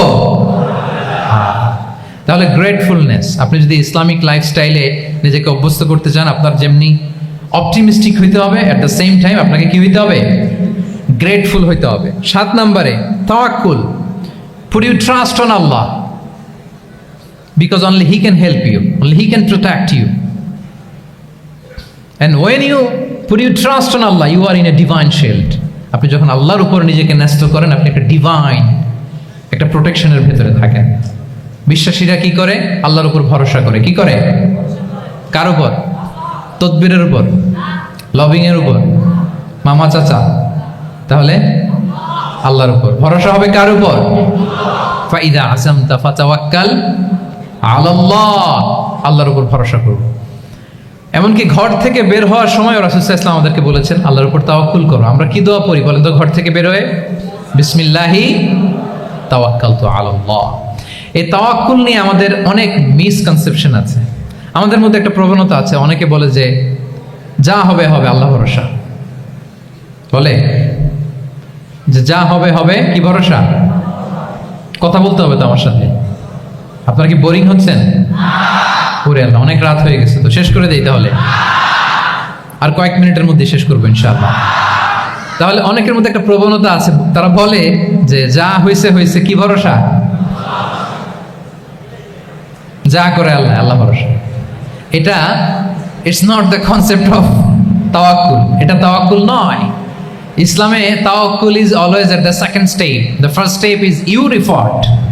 প্রথমে আপনি চেষ্টা করবেন, এরপরে আপনি আল্লাহর উপর তাওয়াক্কুল করুন। কিছু না করে যদি বলেন আমি আল্লাহ ভরসা, এটা আল্লাহ ভরসা হয়েছে? এটা আপনার মন গড়া একটা কথা হয়েছে, কিন্তু এটা তাওয়াক্কুল হয়? আমাদের অনেকে অলসতা, অকর্মণ্যতা, অপারগতা, হীনমন্যতা এগুলোর তাওয়াক্কুল বানায় ফেলেছে। হাত গুটায় বসে থাকবে, কাজ করবে না, অলস, আর বলে কি আল্লাহ ভরসা। রিজিকের মালিক আল্লাহ, কিছু করবে না আর বলে আল্লাহ ভরসা। প্রিয় ভাইরা, রাসূল সাল্লাল্লাহু আলাইহি ওয়াসাল্লাম তিনি অলসতা, অকর্মণ্যতা, হীনমন্যতা, কাপুরুষতা, ভীরুতা এগুলো থেকে আল্লাহর কাছে পানাহ চেয়েছেন। নিজের সাধ্যের সবটুকুন তিনি করেছেন, তারপরে আল্লাহ ভরসা করেছেন। এবং পাখিকে ইসলামে তাওয়াক্কুলের মডেল বানানো হয়েছে। রাসূল সাল্লাল্লাহু আলাইহি ওয়াসাল্লাম বলেন, লাউ আন্নাকুম তাতাওয়াক্কালুনা আলাল্লাহি হাক্কা তাওয়াক্কুলিহি লা রাযাকাকুম কামা ইয়ারযুকুত তুয়ুর তাগদু খিমাসান ওয়া তারুহু বিতানা। মানে তোমরা যদি পাখির মতো তাওয়াক্কুল করো, তাহলে পাখিকে আল্লাহ যেমন রিজিক দেয় তোমাদেরকেও রিজিক দিবে। পাখি কি করে বলেন তো? প্রতিদিন সকালবেলায় ওর ঘরের ভিতরে বসে বলে যে আল্লাহ ভরসা। বলে? বরঞ্চ কি করে সে? সকাল সকাল কিচির মিচির রবে দিক দিগন্ত মাতিয়ে সে বের হয়ে যায়, সারাদিন ঘুরতে থাকে। তাহলে খালি পেটে সকালবেলায় পাখিগুলো বের হয়ে যায়, আকাশে বাতাসে ছুটে বেড়ায়, আর বিকেল বেলায় ওদর পূর্তি করে প্রতিটা পাখিকে তার নিড়ে ফিরিয়ে দেয় কে? আপনারা তো বোঝা অনেক সহজ। এটা তো নাকি একেবারে আপনাদের জাহাঙ্গীরনগর, এটা তো নাকি পাখিদের অভয়ারণ্য শুনলাম আমি, কখনো আসা হয়নি আমার। দিনের বেলা আসা দরকার ছিল, তাহলে আপনাদের ক্যাম্পাস বিউটি আমি দেখতে পেতাম। তো পাখি কিন্তু বসে থাকে না, সকালে কি করে? খালি পেটে পাখিগুলো বেরিয়ে যায়, ওরা ওদের রোল প্লে করে, চেষ্টা করে, এরপরে বিকেলবেলা ওদর পূর্তি করে তাদেরকে নিড়ে ফিরিয়ে দেয় কে? তাহলে পাখিকে তাওয়াক্কুলের মডেল বানানো হয়েছে। আপনি হাত গুটিয়ে বসে থেকে বললেন আল্লাহ ভরসা, এটা হয়েছে না। আপনি আপনার সর্বোচ্চটুকুন চেষ্টা করবেন, সব করার পরে এরপরে আপনি বলবেন আল্লাহ ভরসা। তাহলে তাওয়াক্কুল হলো প্রথমে যে কোনো জিনিস অ্যাচিভ করার জন্য পরিকল্পনা করা, তারপর সে পরিকল্পনা বাস্তবায়নের উপায় বের করা, তারপর বিভিন্ন উপায় উপকরণের সাহায্য নিয়ে সেটা অ্যাচিভ করার জন্য প্রাণান্তকর প্রচেষ্টা চালিয়ে যাওয়া, অবশেষে ফলাফলের জন্য কার উপর নির্ভর করা। দিস ইজ কল্ড তাওয়াক্কুল। এখন আমি কিছুই করলাম না, বললাম যে যা করে আল্লাহ। তাওয়াক্কুল হয়েছে তো না? আমাদের সমাজে দুইটা ধারণা। কেউ কেউ বলে আরে আমি তো সব করব, তাওয়াক্কুলের দরকার কি? Absolutely wrong. আবার অনেকে মনে করে আল্লাহই সব করে দিবে, এটাও absolutely wrong. The concept of Islam is in between this two extreme lines. এই দুইটার মাঝখানে হচ্ছে তাওয়াক্কুল। তাহলে তাওয়াক্কুলের মেকানিজম হচ্ছে আমার সাধ্যের সবটুকুন আমি করব, তারপরে আল্লাহ সাহায্য আসবে, সেজন্য আমি তাওয়াক্কুল করব। আপনারা মুসা আলাইহিস সালামের ঘটনা জানেন। উনি যখন বনী ইসরাইলকে নিয়ে লোহিত সাগরের সামনে আসলেন, ফেরাউন তার সৈন্য নিয়ে ধাওয়া করলো, আল্লাহ তাআলা সাথে সাথে কি রাস্তা বানাই দিলেন নাকি? সাগরের মাঝখানে না। আল্লাহ বললেন আনিদ্রিব বিআসাকাল বাহর, লাঠি দিয়ে একটা বাড়ি মারো সাগরে। মুসা আলাইহিস সালাম বাড়ি না মারলে তো আল্লাহ রাস্তা বানাতে পারতেন না, না পারতেন না? পারতেন, কিন্তু এটা তাওয়াক্কুলের মেকানিজম নয়। ওনাকে বলেছেন বাড়ি মারো, উনি লাঠি দিয়ে বাড়ি মারলেন, বিশাল রাস্তা হয়ে গেল। মারিয়াম আলাইহিস সালাম যখন ঈসা আলাইহিস সালামকে ডেলিভারি করলেন, ক্লান্ত শ্রান্ত ক্ষুধার্ত, কি খাবেন? আল্লাহ তাআলা বললেন ওয়াহুজ্জি ইলাইকি বিজিযইন নাখলাতি তুসাকিত আলাইকি রুতাবান জানিয়া, মানে মারিয়াম একটু কষ্ট করে উঁচু হয়ে পাশে একটা খেজুর গাছ আছে, ওটা ডাল ধরে টান দাও, টসটসে পাকা খেজুর পড়বে নিচে, ওটা খাও। উনি টান না দিলে আল্লাহ এমনি অটোমেটিক্যালি পাঠাতে পারতেন না খেজুর? আল্লাহ পাঠাননি। তাহলে এই পৃথিবীর সিস্টেম হচ্ছে আপনাকে কষ্ট করতে হবে, আপনার রোলটা আপনাকে প্লে করতে হবে। ইসলামে তাওয়াক্কুল is always at the second step, the first step is your effort. আপনাকে চেষ্টা করতে হবে, তারপরে আপনি তাওয়াক্কুল করবেন, তাহলে এটা প্রপার তাওয়াক্কুল হবে। তাহলে এখন থেকে হাত গুটিয়ে বসে থেকে আল্লাহ ভরসা বলবেন? আমরা এটা ভুল করে ফেলি। রাসূল সাল্লাল্লাহু আলাইহি ওয়াসাল্লাম, ওনার কাছে আল্লাহ সাহায্য আসতো, জিবরিল আলাইহিস সালামও আসতো, তারপরেও কখনো তিনি নিজের ভাগ্য আল্লাহর হাতে ছেড়ে দিতেন না। আমাদের মতো যা করে আল্লাহ ভরসা বলে কখনো নিজের ভাগ্য আল্লাহর হাতে ছেড়ে দিতেন, বরং নিজের সাধ্যের সবটুকুন দিয়ে তিনি চেষ্টা করতেন। তারপর তিনি ভরসা করতেন কার উপর? আপনি হিজরতের ঘটনাটা দেখেন। আল্লাহ যেদিন বললেন যে আজ রাতেই তুমি আর আবু বকর হিজরত করো, রাসূল সাল্লাল্লাহু আলাইহি ওয়াসাল্লাম ওই দিন দুপুরবেলা আবু বকর রাদিয়াল্লাহু তাআলা আনহুর ঘরে গেলেন। তিনি কখনো দুপুরবেলা বেরোন না, তিনি কখনো মাস্ক পরে বেরোতেন না। সেদিন তিনি মাস্ক পরে বেরোলেন, খারাজা মুতাকান্নিয়ান, মুখ ঢেকে বেরোলেন। আবু বকর রাদিয়াল্লাহু তাআলা আনহুর ঘরে যেয়ে বলেন, আবু বকর আখরিজ মান ফিল বাইত, ঘরে যারা আছে বের করে দাও, প্রাইভেট আলাপ আছে। আবু বকর রাদিয়াল্লাহু তাআলা আনহু বলেন, ইয়া রাসূলুল্লাহ, আসমা আর আয়েশা একজন তো আপনার পরিবার, আর একজন তার বোন, আমরাই তো। বলেন। রাসূল সাল্লাল্লাহু আলাইহি ওয়াসাল্লাম আশ্বস্ত হলেন, বললেন যে আজ রাতেই আমরা হিজরত করব। আজ রাতেই। মক্কা থেকে মদিনা হচ্ছে উত্তর দিকে, কোন দিকে? আপার নর্থ। তিনি মক্কা থেকে মদিনায় হিজরত করবেন উত্তরে, কিন্তু তিনি বের হলেন দক্ষিণ দিক দিয়ে, শত্রুর চোখে ধুলি দেওয়ার জন্য। দেখেন, দিনের বেলা বেরোলেন না, রাতে বেরোলেন। দেখেন, একটার পর একটা প্রিকশন। দুপুরে বেরোলেন, চেহারা ঢেকে বেরোলেন, প্রাইভেসি মেনটেন করলেন। ডেস্টিনেশন এদিকে, বের হলেন এই দিক দিয়ে, সবার চোখের অন্তরালে তিনি বের হলেন। এবং তিনি আবু বকর রাদিয়াল্লাহু তাআলা আনহুকে বললেন, সবাই যেই পথে মদিনা যায় আমরা কিন্তু ওই পথে যাব না, ক্যারাভানগুলো যেই পথে যায় ওই পথে না, সাওয়াহিলি একটা আনইউজুয়াল রুট ধরে আমরা যাব, সাগরের পার ঘেঁষে ঘেঁষে, যাতে ওরা বুঝতে না পারে। এই জন্য আবু বকর রাদিয়াল্লাহু তাআলা আনহু একজনকে ভাড়া করলেন, আব্দুল্লাহ ইবনে উরাইকেত নামে, যে আনইউজুয়াল রাউটটা চিনে, যে সাগরের পাশ ঘেঁষে চলে যাওয়া পথ দিয়ে মক্কা থেকে রাসূল সাল্লাল্লাহু আলাইহি ওয়াসাল্লামকে মদিনায় পৌঁছায় দেবে। দুইটা উট তিনি 2 মাস ধরে এটাকে নার্চারিং করে রাখলেন। 3 দিন আবু বকর রাদিয়াল্লাহু তাআলা আনহু এবং রাসূল সাল্লাল্লাহু আলাইহি ওয়াসাল্লাম গারে সাউরে অবস্থান করলেন 3 দিন, যাতে করে বুঝতে পারেন যে মক্কায় তাদের ব্যাপারে কি বলা হয়। এবং আবু বকর রাদিয়াল্লাহু তাআলা আনহুর ছোট্ট ছেলে আব্দুল্লাহকে অ্যাসাইন করা হলো যে, আব্দুল্লাহ, তুমি তো ছোট মানুষ, তুমি প্রতিদিন মক্কার বাজারে যেয়ে শুনবা যে আমাদের ব্যাপারে কুরাইশরা কি বলে। নিশ্চয়ই তারা তন্ন তন্ন হয়ে আমাদেরকে খুঁজবে, না পেয়ে ওরা কি কি পলিসি নেয় এটা এসে আমাদেরকে জানাবো। সুবহানাল্লাহ। ছোট্ট আব্দুল্লাহ মক্কার বাজারে কে কি বলে শুনে গোয়েন্দার মতো করে, স্পাইয়ের মতো করে সে তথ্যগুলো নিয়ে, খাবার নিয়ে গারে সাউরে প্রতিদিন ইনফরমেশন পাস করে আসতো, আবার খাবার দিয়ে আসতো। আচ্ছা বলেন তো, এই ছোট্ট আব্দুল্লাহ যেই পথে যায়, মরুভূমির উপরে তার ফুটপ্রিন্ট আছে না? আব্দুল্লাহর ফুটপ্রিন্ট। তো কুরাইশরা তো তন্ন তন্ন হয়ে রাসূল সাল্লাল্লাহু আলাইহি ওয়াসাল্লামকে খুঁজতেছে, ডানে বায়ে, সামনে পেছনে, সব জায়গায়। তারা যদি আব্দুল্লাহর ছোট্ট পায়ের ছাপ পায়, আর সেটাই যদি ফলো করে তাহলে ডিরেক্টলি তারা কোথায় যেয়ে পৌঁছবে? রাসূল সাল্লাল্লাহু আলাইহি ওয়াসাল্লামের কাছে, গারে সাউরে। আল্লাহ রাসূল সাল্লাল্লাহু আলাইহি ওয়াসাল্লাম কি করলেন? আবু বকর রাদিয়াল্লাহু তাআলা আনহু কি করলেন? আমির ইবনে ফুহায়রা নামে আরেকটা লোককে অ্যাসাইন করলেন যে 3 দিনের জন্য আব্দুল্লাহ যখন তথ্য নিয়ে খাবার দিয়ে চলে যাবে, আমির ইবনে ফুহায়রা তোমার কাজ হচ্ছে যেই পথ দিয়ে আব্দুল্লাহ হেঁটেছে এই পথ দিয়ে তুমি আমাদের ছাগলগুলোকে একটু চড়াই দিবা। তাহলে ওখানে ওই বাচ্চার আর ফুটপ্রিন্ট থাকবে না, ওই ছাগলগুলোর পায়ের ছাপ থাকবে। অনেক লম্বা ঘটনা, এরকম একটার পর একটা প্রিকশন আল্লাহ রাসূল সাল্লাল্লাহু আলাইহি ওয়াসাল্লাম এবং আবু বকর রাদিয়াল্লাহু তাআলা আনহু ওনারা নিয়ে তারপরে হিজরতের পথে রওনা হয়েছেন। এবং যখন রওনা হয়েছেন রাসূল সাল্লাল্লাহু আলাইহি ওয়াসাল্লাম ডানে বায়ে তাকান না, তিনি কোরআন তেলাওয়াত করছিলেন। হি ওয়াজ রিসাইটিং দ্য কোরআন, কারণ now he is in the state of tawakkul. এখন তিনি তাওয়াক্কুল করতেছেন। তাহলে বলেন তো, তাওয়াক্কুল কি শুরুতে না শেষে? তারপরে কতটা শেষে? আপনার চেষ্টা, আপনার তদবির, আপনার লবিং, আপনার এফর্ট, আপনার সাধ্যের নাগালে থাকা সব কিছু উজাড় করে দেওয়ার পরে আপনি বলবেন তাওয়াক্কালতু। আমরা করি কি? আমরা কি করি? আল্লাহ ভরসা। ভাই কি প্ল্যান আপনার? হুজুর আল্লাহ ভরসা। এবার বলেন এটা হয়েছে? এটা কি আসলে দ্য প্রপার কনসেপ্ট অফ তাওয়াক্কুল হয়েছে প্রিয় ভাই এবং বোনেরা? হয় নাই। কারণ তাওয়াক্কুল is always at the second step. The first step is you referred. আপনি আপনার সাধ্যের সবটুকু করবেন, তারপর কি করবেন? ক্লিয়ার? সব শেষ কথা হচ্ছে, আপনি যদি ইসলামিক লাইফস্টাইল মেনটেন করতে চান, আপনাকে উম্মাহ সেন্ট্রিক অ্যাটিটিউডের অধিকারী হতে হবে। উম্মাহ সেন্ট্রিক। আমাদের মুসলিম উম্মাহ একটা দুঃখী উম্মাহ, নেতৃত্বহীন উম্মাহ, বলিষ্ঠ নেতৃত্বের অভাবে এদিক থেকে লাথি মারলে আমরা এদিকে যাই, এদিক থেকে মারলে এদিকে যাই। শুধু একটা স্ট্রং লিডারশিপের অভাব, ঠিক কিনা বলেন?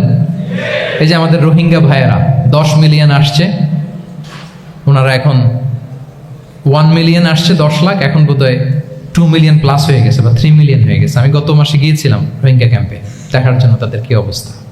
এমন মানবতার জীবনযাপন তারা করতেছে। ধর্মে তারা কোন ধর্মের বলেন তো? আমাদের ভাই, আমাদের বোনেরা, তাদের কোনো সলিউশন নাই। কাশ্মীরের ভাই বোনদের কি অবস্থা দেখেন তো। আর গাজার অবস্থা নাই বা বললাম।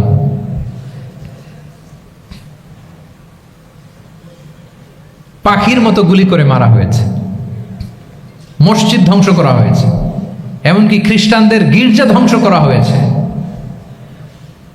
একটা লিডারশিপের, একটা স্ট্রং লিডারশিপের অভাবে আজকে আমাদের এই অবস্থা। এই জন্য আপনি যদি ইসলামিক লাইফস্টাইলের কথা বলেন, অফকোর্স আপনাকে উম্মাহ সেন্ট্রিক মেন্টালিটির হতে হবে। এই দুঃখী উম্মাকে নিয়ে আপনার প্রজেক্ট থাকতে হবে। আমরা আমাদের নিজেদের শক্তি, সম্ভাবনা, ঐতিহ্য এগুলো একেবারে ভুলতে বসেছি। আমরা যে যোদ্ধা ছিলাম, আমরা যে বিজয়ী ছিলাম, আমরা বেমালুম ভুলেই গিয়েছি। জ্ঞান বিজ্ঞানে একসময় আমরা লিড দিয়েছি, ঠিক কিনা বলেন? আমাদের জাবের ইবনে হাইয়ান ছিল, আমাদের আল বিরুনি ছিল, আমাদের আল ইদ্রিসি ছিল, আমাদের আল ফারাবি ছিল। এই নলেজ এখন ওয়েস্টে ট্রান্সফার হয়েছে, সেই নলেজ আবার ট্রান্সফার হয়ে আমাদের করতলগত একদিন হবে ইনশাআল্লাহ। তো এই প্রজেক্ট তো আমাদের নাই। একদিন যে আমাদের হাতে আসবে, হুজুর আল্লাহ ভরসা নাকি? শুধু আল্লাহ ভরসা বলে বসে থাকলে হবে? সেলফ সেন্টার্ড হওয়া যাবে না, উম্মাহ সেন্ট্রিক আমাদেরকে হইতে হবে। উম্মার জন্য আপনার হৃদয়ে একটা দরদ থাকতে হবে। অন্যের জন্য কাজ করার একটা মেন্টালিটি আমাদের গ্রো করতে হবে। যারা অন্যের জন্য করে তারা জানে যে এটাতে কি সুখ, কি মজা। আপনি অন্যকে দান করে দেখেন, একটা সুখানুভূতি আপনার মধ্যে কাজ করবে। এবং রাসূল সাল্লাল্লাহু আলাইহি ওয়াসাল্লাম বলেন, আল্লাহু ফি আউনিল আবদি মা দামাল আবদু ফি আউনি আখিহি।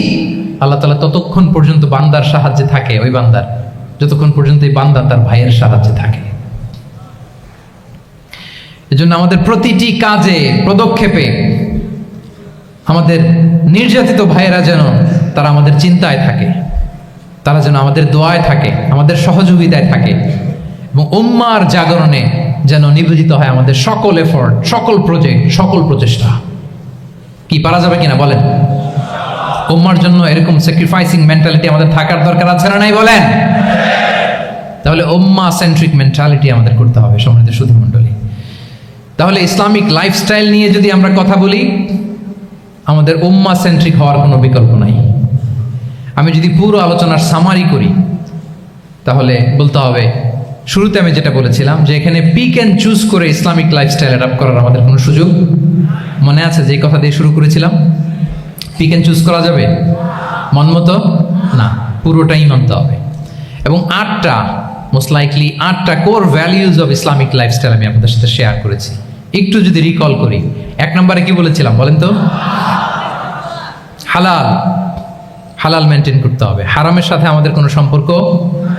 2 নম্বরে প্রোডাক্টিভিটি। 3 নম্বরে ফিতরা বেসড লাইফস্টাইল হতে হবে। 4 নম্বরে মডেস্টি। 5 নম্বরে হতাশ হওয়া যাবে না, মনকে তুমি বুঝিয়ে বলো আল্লাহ আছেন আমার সাথে, অপটিমিজম। তারপরে আল্লাহর উপর ভরসা করা, গ্রেটফুলনেস। 7 নম্বরে কোনো কিছু না করে, হ্যাঁ, সব কিছু করার পরে, মাশাআল্লাহ, অ্যাবসলিউটলি রাইট আনসার। সব কিছু আমার সাধ্যের সবটুকুন করার পরে কি করব? কার উপর তাওয়াক্কুল করব, এবং আমরা উম্মাহ সেন্ট্রিক চিন্তা লালন করব, উম্মাহ কেন্দ্রিক। পারা যাবে তো? এই কোর ভ্যালিউজগুলো যদি আপনি মেনটেন করেন, this would be the Islamic lifestyle. সম্মানিত সুধী, ইসলাম আমাদেরকে যে লাইফস্টাইল প্রেসক্রাইব করেছে, সেই প্রেসক্রাইব লাইফস্টাইলই আমাদেরকে সাবস্ক্রাইব করতে হবে। এর বাইরে মুসলিমের কোনো লাইফস্টাইল থাকতে পারে? এর বাইরে অন্য কোনো লাইফস্টাইল আল্লাহর কাছে গ্রহণযোগ্য হতে পারে? আল্লাহ তাআলা আমাদের সবাইকে কথাগুলো বোঝার ও আমল করার তৌফিক দান করুন। সম্মানিত সুধী মণ্ডলী, আমি আবারও পাঠশালাকে শুকরিয়া জানাই, বিশ্ববিদ্যালয় কর্তৃপক্ষকে শুকরিয়া জানাই, এবং দীর্ঘ 1 ঘন্টারও বেশি সময় ধরে আপনারা যারা এই লম্বা আধুনিক যুগে ইসলামিক লাইফস্টাইল শিরোনামের এই সেমিনারে অংশগ্রহণ করলেন, আপনাদের সবাইকে আবারও প্রাণ ঢালার শুভেচ্ছা এবং অভিনন্দন জানিয়ে আমার আলোচনা এখানেই আমি শেষ করছি। হাযা মা ইনদি ওয়াল ইলমু ইনদাল্লাহি আলাইহি তাওয়াক্কালতু ওয়া ইলাইহি উনীব। ওয়াসসালামু আলাইকুম ওয়া রাহমাতুল্লাহি ওয়া বারাকাতুহু।